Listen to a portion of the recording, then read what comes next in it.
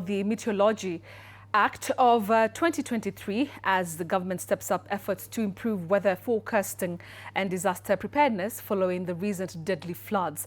Now, the move comes as clean operations continue in several parts of Nairobi County that were heavily affected by flash floods, which left at least 50 people dead and displaced many families.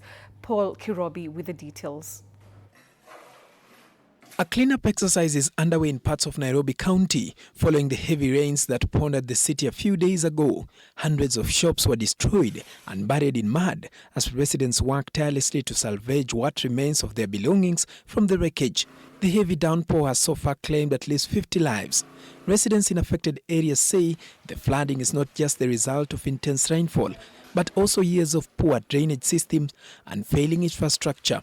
To make sure wale watu ambao wanatengenezea barabara waweke zile drainage mzuri na mitaro mzuri ya kupitisha maji.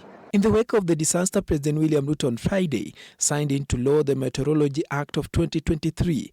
The new law is expected to help Kenya comply with international standards governing meteorological services under the Chicago Convention on International Civil Aviation and frameworks of the Intergovernmental Oceanographic Commission of UNESCO.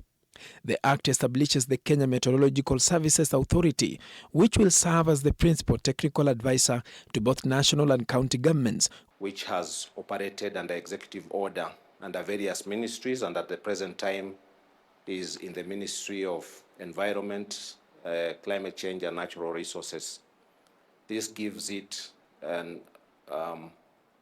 becomes a body corporate that it will be better enabled to implement all the policies of government in relation to meteorology. The legislation also creates the Meteorology Training and Research Directorate, which succeeds the Institute for Meteorological Training and Research. The law further empowers the authority to identify sites for meteorological observation stations and enter into agreements with landowners for their use. It also provides intellectual property protection for data, advisory services, discoveries, and innovations generated by the authority. Authorities say the new framework is expected to strengthen weather forecasting and disaster preparedness as the country continues to face extreme weather events. Paul Kirobi, TV 47, Nairobi.